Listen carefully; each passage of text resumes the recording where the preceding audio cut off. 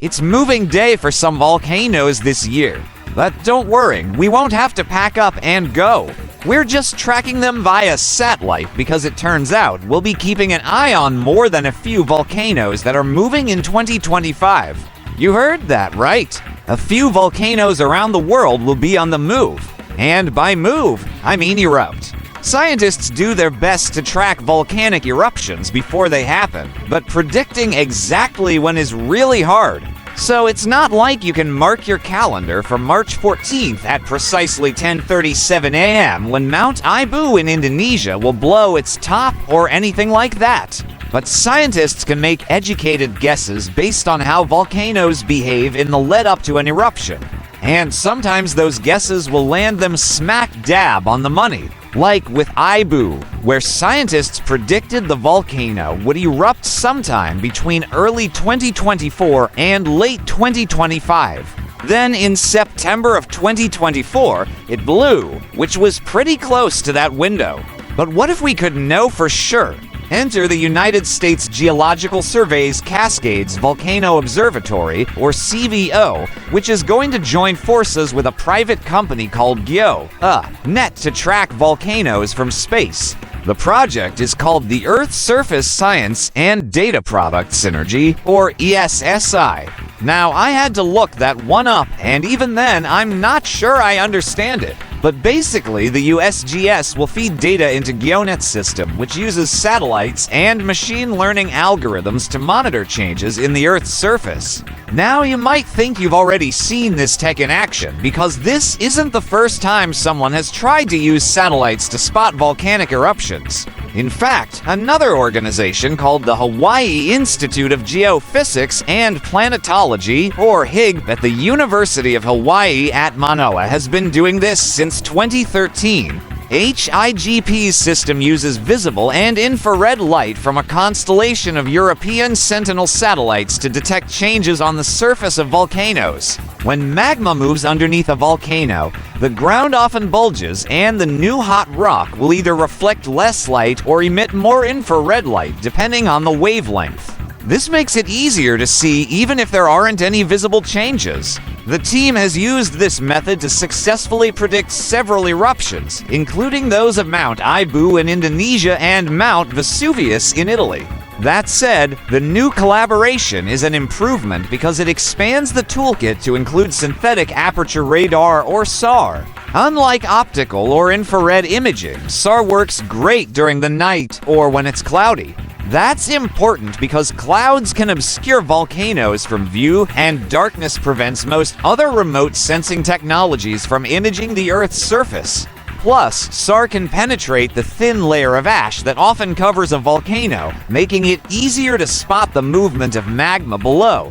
And those aren't the only upgrades. Another major benefit of the new system is that it'll include data on dissolved gases in volcanic plumes. See, volcanoes emit lots of different gases, but the types and amounts of each vary depending on what's happening inside the volcano. By measuring the amount of sulfur dioxide gas being emitted, scientists can get a sense of how active the volcano is. And unlike radar or infrared imaging, gas measurements can be collected remotely without a physical satellite flyover. This can help scientists keep tabs on volcanoes that aren't currently erupting but may soon start rumbling back to life. Of course, while these techniques are super useful, they aren't perfect. They rely on a lot of moving parts, and no matter how smart the algorithms are, they still need human experts to interpret the results. But the hope is that with the combined power of cutting-edge technology and good old-fashioned volcanology, we can keep tabs on even the most unpredictable volcanoes. One of our first chances to test this system will come sooner rather than later, thanks to Mount Ibu. While the volcano's eruption in 2024 was pretty big, it didn't breach the summit of the volcano. That means there's still a lot of magma left in the chamber beneath it, which means there's potential for even bigger eruptions in the future. Scientists aren't sure if the next eruption will be bigger or smaller than the last. But if it does get more intense, the new satellite system should be able to detect the change in gas emissions and the movement of magma below the volcano so officials can warn people living nearby to evacuate. Indonesia is just one country that's preparing for Mount Ibu's next eruption. Local officials have developed a new emergency response plan for the volcano. And the U.S. Embassy in Jakarta has issued a statement saying they're working closely with Indonesian authorities to monitor the situation. Because Mount Ibu lies in an area known as the Ring of Fire, an area along the basin of the Pacific Ocean where many volcanoes are found, it's constantly monitored by local and international agencies. After all, Mount Ibu isn't the only volcano to watch out for in Indonesia. Indonesia is home to over 130 volcanoes, and 4 of them are currently erupting. But this shouldn't come as a surprise. After all, Indonesia sits right on top of the Pacific Ring of Fire. But if you think that's bad, you should talk to the people who live near Mount Vesuvius in Italy. It's one of Europe's most active volcanoes and has a population of about 3 million people living within its blast radius. The last time it erupted, in 1944, more than 26,000 people lost their lives. So it's certainly a candidate for the monitoring system. Though Mount Vesuvius might seem like an obvious choice for monitoring, there's another Italian volcano that's been making headlines lately, and it's much further off the beaten path. Mount Vulture is a small volcano located about 100 miles from Naples. It hasn't erupted in 500 years, but it's started showing signs of life recently when researchers detected increased gas emissions and felt a few earthquakes in the area. The Italian authorities haven't sounded any alarms yet, but once the satellite system is up and running, scientists will be able to track any changes at Vulture and tell whether we have anything to worry about. Italy is one of several countries who have expressed interest in using the new satellite system to monitor volcanoes. Others include Japan, Chile, and Peru. And that's just the ones we know about.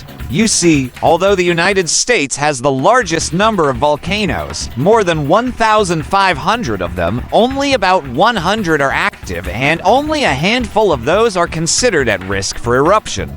But volcanoes in places like Japan, Indonesia, and Italy pose a greater danger to human lives. And with more accurate monitoring, we can better protect the people who live nearby. So if you live somewhere that experiences volcanic eruptions, you might want to keep an eye on the sky in 2025. Not for planes or rain, but for rockets. That's because launching a new system into space takes a rocket. And according to Geo, the launch is slated for April of 2025. Once it reaches orbit, the rocket will separate and the satellite will deploy solar arrays and begin taking images. Then the real work will begin. The satellite will take its first look at Mount Ibu in August of 2025 to see if it detects any changes. After that, it'll visit a few other volcanoes to calibrate its instruments. But if all goes well, we should be able to officially add this powerful new tool to our volcanology arsenal sometime later in 2025. And hopefully we won't have to put it to use right away. But if we do, you can bet that we'll be here to cover it. Speaking of which, if you want to learn more about volcanoes, you should check out the brilliant course on volcanic eruptions. This course will teach you all about the different types of volcanoes and what causes them to blow their tops. You'll also learn about plate tectonics and how it affects where volcanoes form. Brilliant is an online learning platform with thousands of lessons in science, computer science, and math. Their courses are designed to be interactive and engaging, so you actually look forward to doing them. I've learned so much through Brilliant, and I've even recommended it to my own niece and nephew. And now you can try it for free for 30 days. Just go to brilliant.org/SCI show and click the link in the description below. Thanks for watching and learning with us.